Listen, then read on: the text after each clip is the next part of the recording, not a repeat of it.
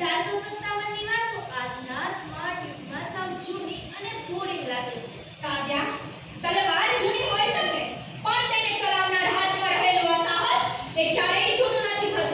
આજે આપણે fighter plane ઉડાવી શકીએ છીએ કારણ કે વર્ષો પહેલા એક સ્ત્રીએ સમાજની રૂઢિઓ તોડવાની હિંમત કરી હતી. સાચી વાત છે વગેરે. જ્યારે છોકરીઓને ઘરની ચાર દિવાલોમાં કેદ રખાતી તે કેદ તોડી એક નાનકડી દીકરી મનુ ઢીંગલીઓને બદલે તલવારથી રમવાનું પસંદ કરે. હા, અને સર્જ્યો તો એક ઇતિહાસ. હા, વારાણસીની એ જ મનુ જેણે બાળપણમાં ઘોડે સવારી અને તલવારબાજી શીખી લીધી હતી. તે કોઈ સામાન્ય દીકરી નહોતી, રણચંડી હતી. જગદંબા અને દુર્ગાનો સાક્ષાત્કાર બની એટલે તો સારું. તો ચાલો આજે આપણે ક્લાસમાં જોઈએ કે એ મહારાણીમાં એવું તે શું ખાસ હતું. ખાસ નહીં, વિશિષ્ટ પ્રતિભાપૂર્ણ છે મહારાણી લક્ષ્મીબાઈ. તો તેમના લગ્ન કોની સાથે થયા અને તે મહારાણી કઈ રીતે બન્યા? મનુના લગ્ન ઝાંસીના મહારાજા ગંગાધર રાવ સાથે થયા અને તે બની ગઈ મહારાણી લક્ષ્મીબાઈ. પણ તેમનું જીવન સહેલું નહોતું. નાની ઉંમરે જ તેમના પતિનું અવસાન થયું. ઝાંસી પર તો આમ તૂટી પડ્યું. પણ તેમણે કોઈ સગો પુત્ર નહોતો. અને અમને ગવર્નર ડેલહાઉસીની ખરાબ નજર ઝાંસી પર પડી. તેણે ખાલસા નીતિ લગાવી. રાણીના દત્તક પુત્રને રાજા માનવાની ના પાડી દીધી. અંગ્રેજોને લાગ્યું કે એક નારી જેણે હમણાં જ પોતાનો પતિ ગુમાવ્યો છે તે લાચાર હશે. તેથી તેણે રાણીને 60,000 રૂપિયાનું પેન્શન આપી કિલ્લો ખાલી કરવાનો આદેશ આપ્યો. લાચાર, લક્ષ્મીબાઈ અને લાચાર. અંગ્રેજોએ ભૂલી ગયા હતા કે ભારતીય નારી જ્યારે પોતાના પર આવે ત્યારે તે શક્તિનું સ્વરૂપ ધારણ કરી લે છે. તો શું રાણીએ અંગ્રેજોના આદેશનો વિરોધ કર્યો? એ પણ એકલા હાથે? વિરોધ. રાણીએ અંગ્રેજ અધિકારીઓને ખુલ્લી ચેલેન્જ આપી દીધી. હું મારી ઝાંસી નહીં આપું, કદાપી નહીં. જ્યાં સુધી મારા આ શરીરમાં લોહીનું એક પણ બૂંદ બાકી છે, કોઈ ફિરંગી મારા ઝાંસીની માટીને અડકી પણ નહીં શકે. ઝાંસી એ મારી માતૃભૂમિ છે.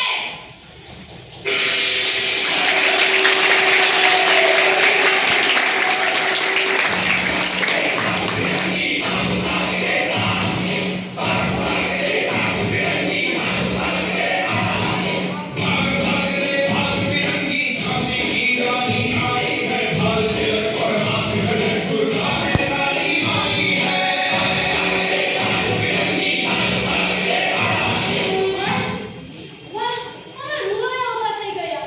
એક 22 વર્ષની વિધવા મહારાણીએ બ્રિટિશ સામ્રાજ્યને ખુલ્લી ચેલેન્જ આપી. હા તન્વી, રાણીએ માત્ર ડાયલોગ જ નહોતા માર્યા, તેમણે યુદ્ધની તૈયારીઓ કરી હતી. તને ખબર છે સૌથી મોટી વાત શું હતી? રાણીએ ઝાંસીની તમામ સ્ત્રીઓને ભેગી કરી. તેમને તલવારબાજી અને બંદૂક ચલાવવાની તાલીમ આપી. દુર્ગાધર નામની મહિલા સેના તૈયાર કરી હતી. તેમના સેનાપતિ હતા વીરાંગના ઝલકારીબાઈ. રાણીએ સાબિત કર્યું કે દેશ પ્રેમ પર માત્ર પુરુષોનો જ ઇચ્છારો નથી, પણ અંગ્રેજો પાસે મોટી વિશાળ સેના હતી ને. હા, 1858માં જ્યારે દુર્ગસે ઝાંસીના કિલ્લાને ઘેરી લીધો.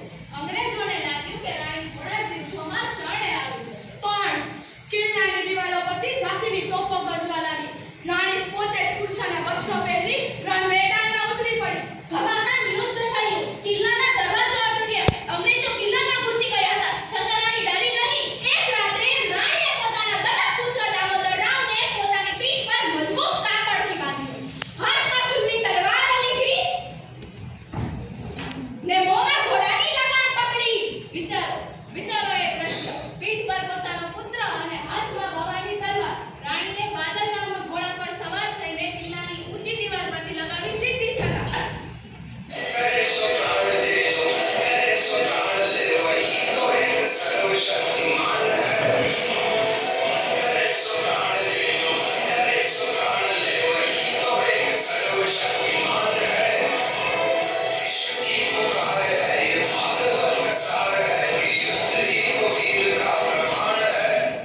અદ્ભુત, અકલ્પનીય.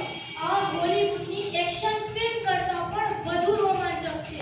રાણીએ અંગ્રેજ સૈનિકોને ગાજર મૂળાની જેમ કાપી અને બહાર નીકળ્યા. તે માત્ર એક યોદ્ધા જ નહોતી, તે એક માં પણ હતી. દેશની આઝાદી અને પુત્રની રક્ષા, આ બંને જવાબદારીઓ રાણીએ એક સાથે નિભાવી. ઝાંસી છોડ્યા પછી પણ યુદ્ધ ચાલુ રહ્યું. રાણીએ કાર્બી અને પછી ગ્વાલિયર પર કબજો કર્યો. તો અંગ્રેજોનું શું થયું? અને અંગ્રેજ સેના પીછો ન છોડતી હતી. ગ્વાલિયરના મેદાનમાં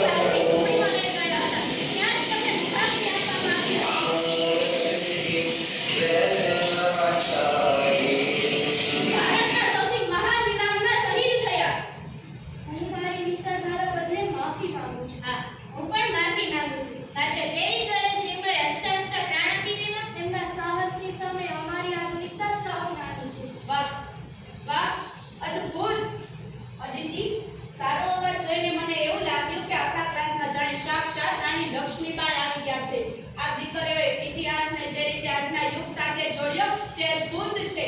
કાવ્યા, તન્વી, હવે તમને સમજાયું કે રાણી લક્ષ્મીબાઈ એ માત્ર ઇતિહાસ જ નથી. હા મેડમ, અમને અમારી ભૂલ સમજાઈ ગઈ છે. દીકરીઓ, આજના સમયમાં અંગ્રેજો સામે તમારે તલવાર લઈને નથી લડવાનું, પરંતુ રાણી લક્ષ્મીબાઈ એ આપણને અન્યાય સામે લડતા શીખવે છે.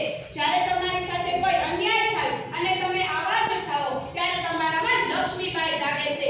જ્યારે તમે કોઈ નિર્બળને મદદ કરો છો ત્યારે તમારામાં લક્ષ્મીબાઈનો અંશ હોય છે. શૌર્ય એ કોઈ હથિયાર નથી, ક્યારેય હાર ન માનવાની વૃત્તિ છે. એકદમ સાચી વાત છે મેડમ. સર જોહન યુરોઝે કહ્યું હતું કે 1757 માં પડવાના કોઈ ખતરનાક શૂરવીર હોય તો તે ઝાંસીની રાણી હતા. બિલકુલ, એટલા માટે જ કવિયત્રી સુભદ્રા કુમારી ચૌહાણે બહુ સુંદર પંક્તિઓ લખી છે. ચાલો આપણે બધા મળીને બોલીએ. ચમક ઉઠી સન 57 में वो तलवार पुरानी थी. चमक उठी सन 57 में वो तलवार पुरानी थी. बूंदे ले हर बोलो के मुख हमने सुनी कहानी थी. बूंदे ले हर बोलो के मुख हमने सुनी कहानी थी. खूब लड़ी मर्दानी वो तो झांसी वाली रानी थी. खूब लड़ी मर्दानी वो तो झांसी वाली रानी थी. બહેનો, ઝાંસીના મહારાણી લક્ષ્મીબાઈએ પોતાના રક્તથી દેશની માટીને તિલક કર્યું હતું. તો ચાલો આપણે સૌ સાથે મળીને સૌગંધ ખાઈએ. જીવનમાં ગમે એવી મુશ્કેલી આવે, આપણે ક્યારે સત્ય અને ન્યાયનો સાથ નહીં છોડીએ. ક્યારેય નહીં, ક્યારેય નહીં. વીરાંગના રાણી લક્ષ્મીબાઈ અમર રહો, અમર રહો. ભારત માતા કી જય! ભારત માતા કી જય! ખરેખર બાળકો, આજની આ પ્રસ્તુતિએ તો આખી શાળામાં દેશ પ્રેમનું વાવાઝોડું લાવી દીધું છે. दिल का था हमने सवारा अपनी वो माटी और घर पारा लुट रहा ये जन्म अपना वतन आंखों से अपनी लुट रहा ये जन्म अपना वतन आंखों से अपनी संकट बोल के हम जो निकल पड़े हर द्वार खोल के गए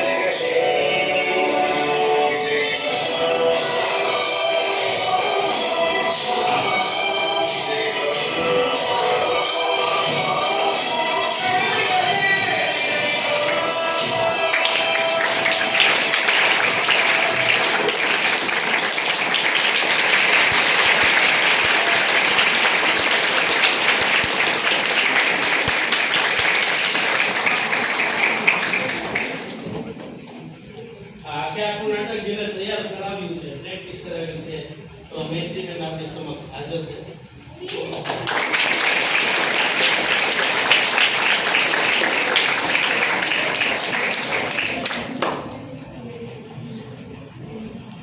હમણાં જ એક બહુ મોટા સ્ટેજ ઉપર જે નાટક હતું એના મેઇન કેરેક્ટર અનુપમા જેવી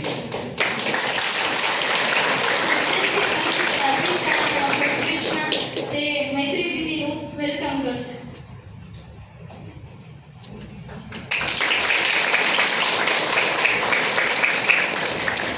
એકચ્યુઅલમાં અત્યારે એની એક્ઝામ ચાલુ છે. એક્ઝામ ને સીધા રીતે રાય આપ્યા છે.